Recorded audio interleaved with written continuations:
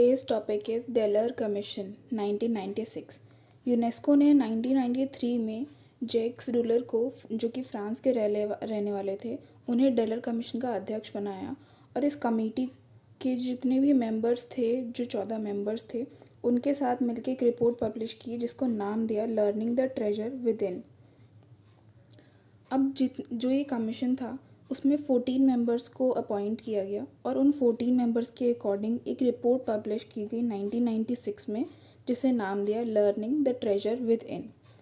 इस आर्टिकल में जैक्स डुलर इस बात पे फोकस करते थे कि एजुकेशन जो है कंट्री के डेवलपमेंट के लिए बहुत इंपॉर्टेंट रोल प्ले करती है। और जितने भी एजुकेशन सिस्टम के बारे में, एजुकेशन कमीशंस के बारे में अब तक हमने पढ़ा है, उन सब में यही बात सेट की गई है, एक स्टैंडर्ड सेट किया गया है कि हाँ, एजुकेशन सिस्टम को इम्प्रूव करने की ज़रूरत है और इम्प्रूवमेंट से ही डेवलपमेंट होगा। उसके बाद उन्होंने बात की 4 पिलर्स की, जिसे हम पिलर ऑफ एजुकेशन बोलते हैं। उन्होंने इंट्रोड्यूस किया डेलर कमीशन में 4 पिलर्स ऑफ एजुकेशन, और उन 4 पिलर्स में कुछ अलग अलग चीज़ें इंक्लूड की जो आगे जाके एजुकेशन सिस्टम के स्टैंडर्ड को नए लेवल तक पहुंचा सकते थे। तो जो पहला पिलर ऑफ एजुकेशन था वो था लर्निंग टू नो, सेकंड है लर्निंग टू डू, थर्ड है learning to be, and fourth है लर्निंग टू लिव टुगेदर। और ये सारे ही पिलर्स हमें एजुकेशन को और अच्छे से समझने में हेल्प करते हैं। तो पहले फर्स्ट पिलर ऑफ एजुकेशन के बारे में कुछ समझते हैं। लर्निंग टू नो यानी कि जानने के लिए सीखना। हम सभी जानते हैं कि जानना बहुत ज़रूरी है किसी चीज़ के बारे में। अगर आपको उसे पढ़ना है, समझना है, तो पहले उस चीज़ के बारे में जानना पड़ेगा। बट लर्निंग टू नो में डेलर कमीशन के अकॉर्डिंग सबसे पहले उन्होंने बेसिक एजुकेशन की बात की, और बेसिक एजुकेशन में लर्निंग मेथड्स की बात की। अगर हम स्टोरी मेथड यूज़ कर रहे हैं या हम प्लानिंग मेथड यूज़ करें, जो मेथड्स यूज़ किए जा रहे हैं वो प्री प्राइमरी लेवल से स्टार्ट किए जाएं, ताकि बच्चे के माइंडसेट में ये चीज़ फिक्स हो जाए कि हाँ, इस तरीके से पढ़ाया जाता है और मुझे इस तरीके से समझना है। दूसरी बात उन्होंने करी साइंटिफिक एजुकेशन की। यूनिवर्सिटी और सेकेंडरी एजुकेशन कमीशन के अकॉर्डिंग, जो हमने पहले भी पढ़ा है, उसमें भी साइंटिफिक एजुकेशन की बात की गई थी अपर लेवल्स के लिए। साइंटिफिक एजुकेशन का मतलब है जहाँ आप एक्सपेरिमेंटल वर्क बच्चों को दे सकें या थोड़ा उनको एक एक्सपीरियंस मिल सके कि हाँ, ये चीज़ ऐसे होती है। प्रैक्टिकल वर्क कराना बहुत ज़रूरी है जिससे कि बच्चे का इंटरेस्ट बढ़े।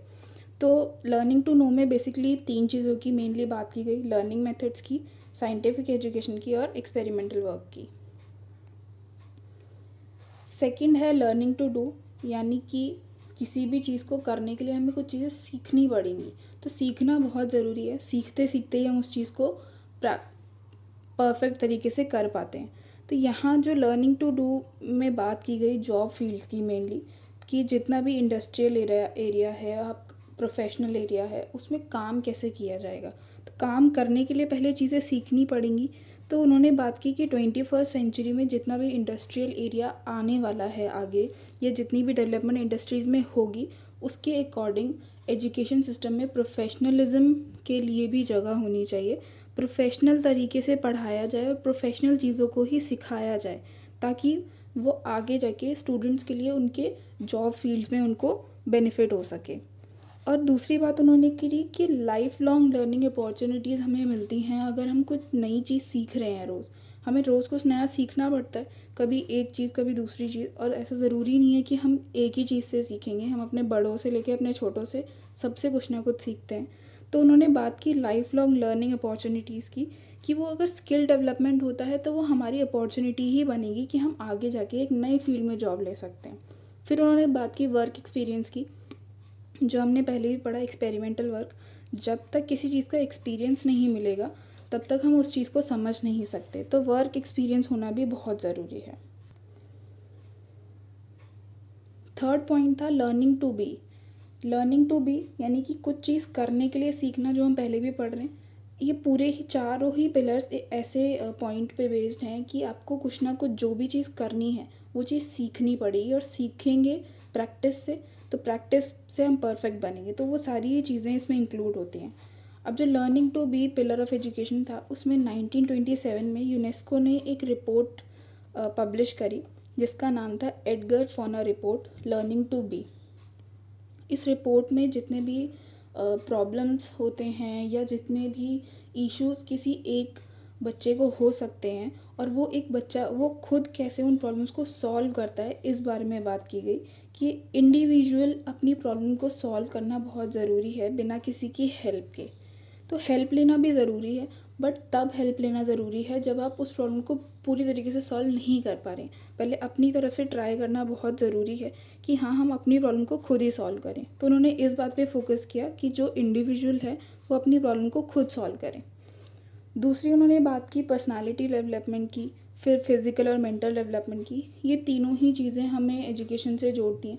पर्सनालिटी डेवलपमेंट के लिए हमारा कम्युनिकेशन बेस्ट होना चाहिए, हमारे कम्युनिकेट करने के तरीके अच्छे होने चाहिए, प्लस हमारी फ़िज़िकल और मेंटल हेल्थ, हमारी डेवलपमेंट बहुत डिपेंड करती है हमारी पर्सनालिटी से। अगर हमारी पर्सनालिटी अच्छी होती है तो हमारा कम्युनिकेट करने का तरीका, हमारे सोशल स्किल्स बहुत डेवलप हो जाते हैं। तो यहाँ उन्होंने बेसिकली जो learning to be third pillar था उसमें उन्होंने बेसिकली बात की पर्सनालिटी डेवलपमेंट की, इंडिविजुअल प्रॉब्लम सॉल्विंग की और फिज़िकल एंड मेंटल डेवलपमेंट की। फोर्थ पॉइंट था लर्निंग टू लिव टुगेदर। अब यहाँ बात ये नहीं है कि साथ रहना ज़रूरी है, बट एक दूसरे के पॉइंट ऑफ व्यूज़ को समझना ज़रूरी है। यहाँ उन्होंने मेनली बात की कोऑपरेशन की, टीम वर्क की और टुगेदरनेस की। टीम वर्क, अगर किसी भी एक टीम में 4 लोग काम कर रहे हैं तो चारों के पॉइंट ऑफ व्यू को जानना बहुत ज़रूरी है और वो ही कोऑपरेशन कहलाएगा अगर आप चारों के पॉइंट ऑफ व्यूज़ को साथ लेके चल रहे हैं। जितने भी ऑफिसेज़ में या जितने हम अगर स्कूल की भी बात करें तो स्कूल में अगर आपको टीम वर्क दिया जाता है, बच्चों के बीच में 4 बच्चों को एक ग्रुप में बिठा दिया और उनको एक ही प्रॉब्लम को सॉल्व करना है, तो सारे पॉइंट, ऐसा नहीं कि किसी एक का ही पॉइंट ऑफ व्यू रखा जाए, चारों के पॉइंट ऑफ व्यूज़ इंपॉर्टेंट होते हैं और वो ही कोऑपरेशन कहलाता है जब आप साथ मिल के काम करें। तो यहाँ उन्होंने बेसिकली 3 चीज़ों की बात की, कोऑपरेशन, टीम वर्क और टुगेदरनेस, जो कि फोर्थ पॉइंट था learning to live together. Delors commission और यूनेस्को के द्वारा 1996 में जो रिकमेंडेशन दी, उस रिकमेंडेशन में उन्होंने 4 पिलर्स को बेसिस बनाया कि इन 4 पिलर के बेसिस पे एजुकेशन सिस्टम नए तरीके से चलाया जाए और उससे बहुत सारी अच्छी चीज़ें हुई। मेनली 2 चीज़ें उन्होंने बताई, वो थी इंटरनेशनल पर्सपेक्टिव चेंज हुआ और ग्लोबलाइजेशन में भी हुआ। मतलब कंट्री डेवलपमेंट के लिए ग्लोबलाइजेशन बहुत इंपॉर्टेंट है और इंटरनेशनल पर्सपेक्टिव यानी कि इंटरनेशनली जितने लोगों को आप समझा पाएँ कि हाँ, आपकी कंट्री कितनी डेवलप्ड है, वो भी बहुत ज़रूरी है। तो उन्होंने मेनली बात की इंटरनेशनल पर्सपेक्टिव की और ग्लोबलाइजेशन की। और ये कमीशन, डेलर कमीशन, यूनेस्को ने रिकमेंड किया 1996 में on the basis of 4 pillars of education. So I hope you like the video. Please like, share and subscribe.